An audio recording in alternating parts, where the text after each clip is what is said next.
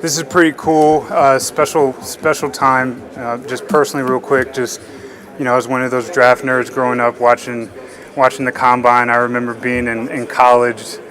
Back then, you had to TiVo things or DVR record, but I remember recording the combine and then having winter workouts, having class, and then coming back and being able to watch some of the GMs have their conversations or at the podium. And now for me to be able to be here, it's pretty surreal. So thank you guys for being here. I will start. I'm sure I'll get some James Pierce questions. Obviously, we take the situation very seriously. I'm just not going to comment on an open legal matter. We've had some internal discussions, but as far as that, I just won't comment on any open legal matter. We did put the franchise tag on Kyle Pitts. We'll do that today. Had a chance to talk to Kyle and David, his representation, to tell them our thoughts and the direction that we were headed. When you get these jobs, there's a lot of decisions that you have to make in a short period of time. So this allows us to use this mechanism, allows us a little bit more time to evaluate the situation moving forward. And then I did talk to Kirk and his representation, Mike McCartney, letting them know that we will release him on the first day of the league year. Just felt that was out of respect for Kirk and Mike, his agent, and what he's done in his career. I owe that to him. We owe that to him to allow him some clarity going into free agency. So with that, I'll open up for questions. Yes.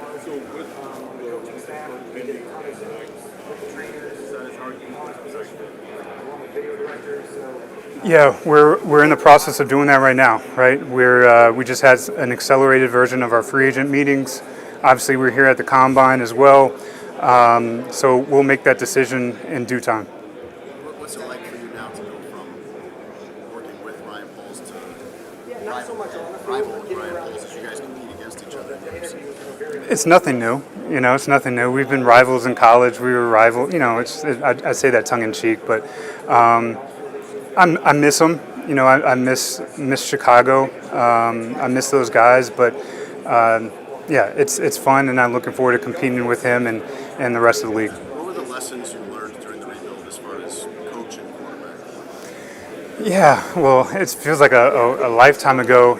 With Justin and Flus, and then obviously with Caleb and Flus, and then Ben. You pick up on little things here and there.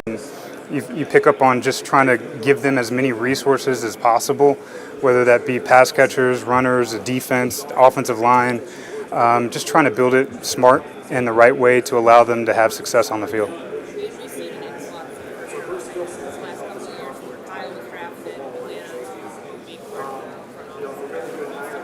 Why do you think the positional importance is elevated in that position over the last couple of years, maybe how many? Yeah, good question. Really because it's such a unique position. Obviously, you have, and usually those are really smart guys, right? The guys that can block, run routes, feel spacing. It makes for a coordinator being in 12 personnel, especially when you get a guy like Colson or when you get a guy like Kyle, it gives you another weapon. It helps dictate the defense. Whether they're going to play base to that or whether they're going to play nickel.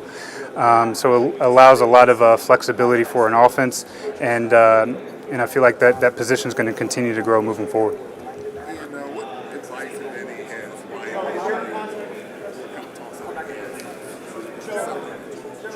Ryan? Yeah, unfortunately, I haven't talked to him much these last few weeks, except for him, sending me a picture of him on vacation. And I can't wait for you guys to see his tan when he gets up here. Make sure you nudge him a little bit. No, but he's been great. The advice that he's given me was really throughout the years, right? Us just having those nights, those early mornings, just talking philosophy, talking ball, him allowing me the ability to be a part of every single decision.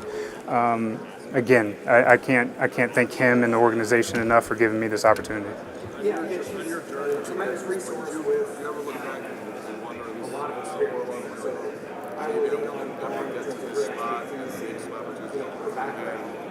Of course, yeah. It was really hard. I remember, not in a million years or lifetime would I have thought I would have made the decision I made. And then those last few years, ending up the bridesmaid, those were tough, right? Those were tough. And, but it's resilient. I feel like I've always kind of been that in my life. I've tried to teach my kids that, when you get knocked down, you keep, get back up and keep fighting.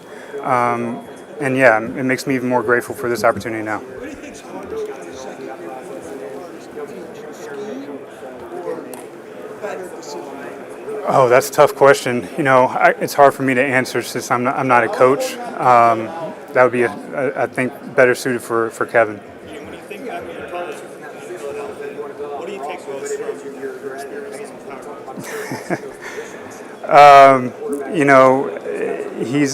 He's awesome, man. He's energetic. He's passionate. He loves ball. He's always thinking.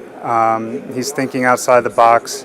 Really taking away like roster building and team construction from him and finding different methods in doing that, whether that be free agency, whether that be via trade or the draft. It feels like he's always, a couple steps forward. So really trying to pick his brain on how he does those things. But I still don't know.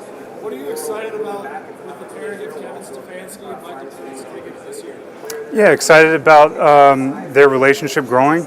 Excited for Michael to get healthy. They've already had really good conversations, and I've had a chance to see Michael in the building. So I'm looking forward to seeing how their relationship blossoms. When you feel about the working relationship, how do you see that going between you and Matt? Oh, it's been great. It's a quarterback and I'm an offensive lineman, right? So we're transparent, honest. Feel like there's similarities in passion that we've recently picked up on. But to be able to have a guy like that who's had the career in which he's had, to be able to pick his brain from a player's perspective is invaluable, right? And he's been extremely helpful thus far, and I'm looking forward to continuing to get to know him and continue to work with him moving forward. Again, we're just starting our process, so again, it's VT's taking around our process, the free agency. Say that again? How do you think they really play into additional quarterback options or development of Michael Penix? Yeah, I don't think he's going to be coming back, so that's a good thing, right? But he's going to be involved with all of our process. He's already involved with the process, being able to pick his brain in draft meetings, free agency, and again, it's great to have somebody like Matt in that seat. When you reflect on the team that you helped build in Chicago, That's a great question. We're always trying to That's a good one. what's he going to do? Really just proud of the journey, man. Just proud of the journey and us staying disciplined. When we could have veered, when we could have went different ways, where we could have felt the pressure that I feel like we're all human. You're going to feel that. But for us to lean on one another, stay disciplined, protect each other in our decision making, I'm really proud of us doing it the right way. Tom, there seems to be some confusion about the Bears not getting a higher. Yeah, that's always the fine balance. How do you see that situation? Yeah, I haven't had much time to really dive into like the wording of it. It was always my interpretation that if a general manager gets hired, that team would receive 2 third-round picks. I'm a general manager. I was hired. I would think that they would get 2 third-round picks. I don't know the wording of it. That's just my perspective. Again, I wouldn't be sitting here if it weren't for them giving me that job and helping me grow to get this job right now.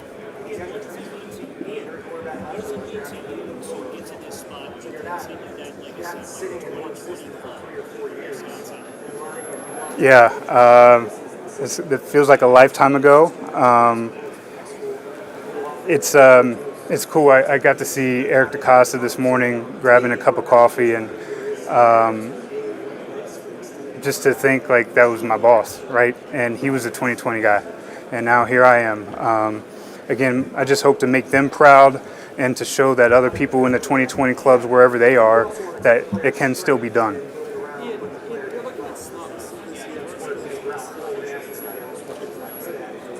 Yeah, it all depends, right? If you're looking for a vertical slot, guy with speed, that's an instant accelerator, or a guy that's a build-up speed guy, or if you're looking for a crafty slot that can get in and out of breaks, option routes, it just depends on the scheme and what you're looking for. You want to find feel, see guys that can feel leverage, guys that know how to get open in different ways. So I think the slot position is unique because it can be used in so many different ways, and it's not a one-size-fits-all. Look back at your time working with Ryan Poles, is there a specific moment, like if somebody asks you 10 years from now, a specific moment in your collaboration, what would you point to? Living with one another when we first got there. I mean, I knew Ryan. Our paths have crossed. We were friends, but we never worked together. So if you can imagine just picking up, getting to a new destination, and then saying, hey, you want to be roommates? And you want to do this thing together? Like, all right, cool. And like literally being in, having a beverage at night with a whiteboard, talking about a plan every single night. That's unique, man. That's special. And then to be able to have the success in which we've had, and which they are going to continue to have there. That was a special time. Ryan said Ryan said at the end of the season that he had to kind of learn to not listen to what the crowd wants him to do. Sometimes that might get him in trouble. Is that something that maybe you're taking now as you elevate your role? Yeah, I'd say. I'm not a big social media guy. I would always nudge Ryan, just friends. But yeah, I just don't want to listen to the crowd. Want to make sure I make informed decisions and listen to the crew that I have, helping me to make the best decisions possible.